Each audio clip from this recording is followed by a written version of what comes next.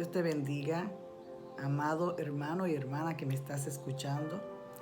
A todos aquellos que van a escuchar este estudio bíblico, voy a comenzar con el resumen de la lección número 14 del 31 de mayo del 2020.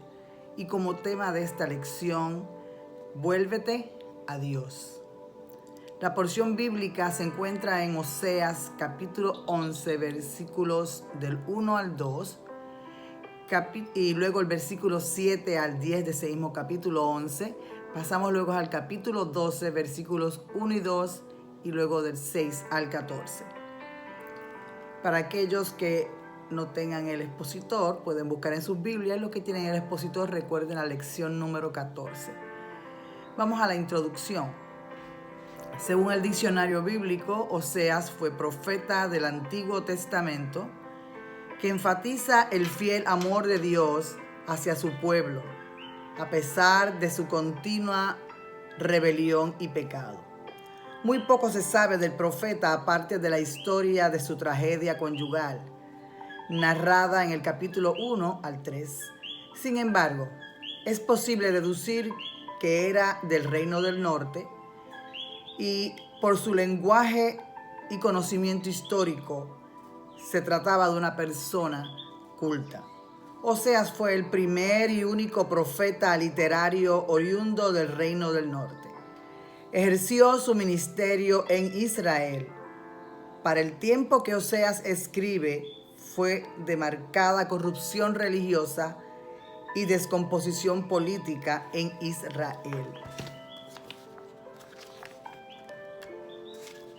Vamos entonces en estos momentos al análisis de las Escrituras. Voy a repetir para aquellos que estén buscando en su Biblia y quieran seguirme. Oseas, capítulo 11 y capítulo 12. Vamos a tener unos versículos en específico en cada uno de ellos. Pero mantente ahí. Vamos al versículo 1. En el versículo 1 de Oseas, capítulo 11, Dios le habla a la nación de Israel y le muestra una relación cercana, como la de un padre hacia un hijo. Dios sacó al pueblo de Egipto, donde estaba en esclavitud, no porque eran buenos, porque el pueblo estaba allí adorando a otros dioses. Él liberó al pueblo porque lo amaba. En el versículo 2, Dios había bendecido al pueblo, pero ellos se fueron con otros dioses. En el versículo 4, aunque no está impreso aquí en el expositor, vamos a buscarlo, ese versículo 4, porque nos va a ayudar a entender mucho más ese amor de Dios. Dice, aunque en este versículo muestra cómo Dios reafirma su amor por el pueblo. Cuando dice que con cuerdas de amor lo atrajo y le dio de comer, como si fuera una mamá a su niño, con cuerdas de amor. Pero el pueblo no correspondió a ese amor de Dios. En el versículo 7, el pueblo estaba negándose a escuchar a Dios. En el versículo 8, Dios hace unas preguntas con las que revela que Él no quería abandonarles. Dios los amaba tanto, pero el pecado tenía que juzgarlo, porque Él es un Dios de amor y de justicia. Seguimos entonces en ese mismo versículo 8, cuando habla de Adma y Seboín. Estas eran ciudades que Dios había juzgado juntamente con Sodoma y Gomorra. Dios les está diciendo que Él no quiere juzgar de igual forma. En ese versículo 9, Dios les dice que no va a actuar según el ardor de su ira. No los va a castigar así como el ardor de su ira, sino ni siquiera la mitad de lo que se merecían. En el versículo 10 de ese mismo capítulo 11, Dios tiene la intención de juzgar a las naciones de Occidente. Vamos al capítulo 12. En el versículo 1, Dios está diciendo que quiere que los asirios pasen por la tierra como ese viento que soplaba en el desierto de Oriente. En el versículo 2, se anuncia el castigo que tendrían por sus acciones. El versículo 6 es un llamado a volverse a Dios. Solo yendo a Dios tendrían que Dios dé él misericordia, que Dios tuviese misericordia de ellos. Solo yendo a Dios tendrán misericordia y justicia. El versículo 7 de ese capítulo 12 habla de cómo se utilizaban pesas falsas para estafar. Eso me acuerda en los tiempos de antes, cuando me decía mi padre, mi abuela, que utilizaban en las pesas. Puede ser que usted que esté escuchando se acuerde de algo así. Y le cambiaban para cuando midieran las libras o onzas, fuese diferente. Pues sí, estaba ocurriendo eso. Cambiaban para estafar a las personas. Esto nos está hablando, en otras palabras, de una falta de honradez en los negocios. No eran honrados. Similar a muchas cosas que podemos escuchar. Y usted dirá, ay Dios mío, los precios cómo se han puesto. Bueno, hay muchos efectos por causa de lo que estamos ocurriendo, pero hay muchas personas que abusan de ello. Y por todo Dios va a juzgar. En el versículo 8, las personas obtienen el dinero deshonestamente. ¿Y sabe qué es lo peor? Obtenían el dinero así deshonestamente y justificaban, pensando que Dios los estaba bendiciendo. Dios nos bendice por todo este dinero y ganancia ilícita. En el versículo 9, Dios les recuerda que Él es quien trató con ellos desde que salieron de Egipto, desde que los liberó de Egipto. Fue Dios quien estuvo con ellos. Ahí en el desierto, en los milagros, todo aquello que ocurrió, Dios estuvo en todo momento con ellos. En el versículo del 10 al 14, Dios les dice que Él ha enviado diferentes profetas con su mensaje.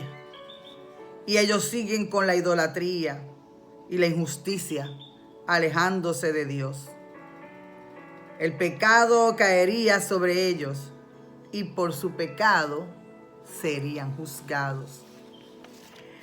Vamos entonces ahora a un resumen, a la aplicación que aprendemos de lo que acabamos de estudiar, a rasgos rapiditos y breves.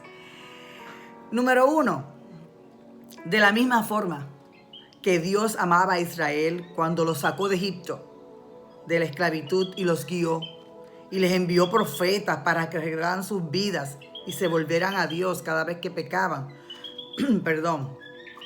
Con ese mismo amor, Dios nos salvó.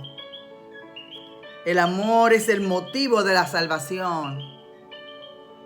Jesús dijo, porque de tal manera amó Dios al mundo, que ha dado a su Hijo unigénito, para que todo aquel que en Él cree no se pierda, mas tenga vida eterna.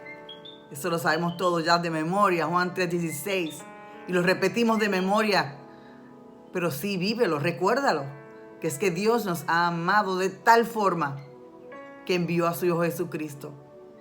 Ya ese pacto no servía y dijo, no, voy a enviar a mi Hijo Jesús. Dios decidió encarnarse para venir al mundo a salvarte, a ti y a mí y a todo aquel que acuda a Él. Qué bueno es el Señor. Vamos al segundo punto. Oseas nos recuerda que Dios toma en serio el pecado. Por esa razón, el juicio de Dios, amado hermano y amigo, es real. Dios es amor, pero el amor va ligado a la justicia. Desde el principio Dios enviaba profetas para que el pueblo se volviera a Él. dejaran de pecar. Pero el pueblo volvía a la idolatría y a la injusticia. Violentaron el pacto. Y es por eso que Dios envió a Jesucristo. Jesús dijo, porque no envió Dios a su Hijo al mundo para condenar al mundo, sino para que el mundo sea salvo por él. Eso se encuentra en Juan 3:17. Dios quiere que el mundo sea salvo. Dios quiere que todos acudan al arrepentimiento, que dejen de hacer lo malo, que los aleja de Dios. Dios quiere que estés cerca de Él.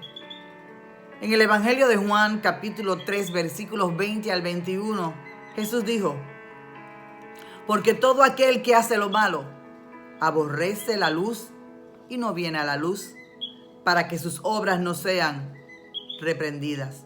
Mas el que practica la verdad viene a la luz para que sea manifiesto que sus obras son hechas en Dios. Y como último punto, te podrás preguntar, ¿por qué Dios no actúa sobre aquellos que no lo aceptan? Dios no obliga a nadie, hermano.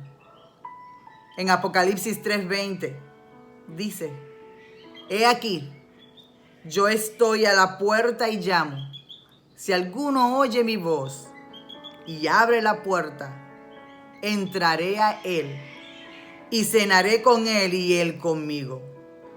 Como conclusión, para concluir, te repito el tema de hoy. Vuélvete a Dios. Dios es amor y fuego consumidor. El juicio de Dios es una realidad innegable. Dios te bendiga. Recuerda, Dios es amor. Pero dice su palabra que sabe sobre todas esas cosas, Dios va a juzgar. Sobre todo lo que hagas, bueno o malo, Dios va a juzgar. Los juicios son del Señor, no son tuyos ni míos. Dios es el que va a pasar juicio al final. En estos momentos tenemos a Jesucristo como nuestro abogado, que cuando cometemos faltas y pecados vamos a Él. En el nombre de Jesús vamos al Padre. Y el Señor nos mira a través de esa sangre preciosa de su Hijo Jesucristo y nos perdona.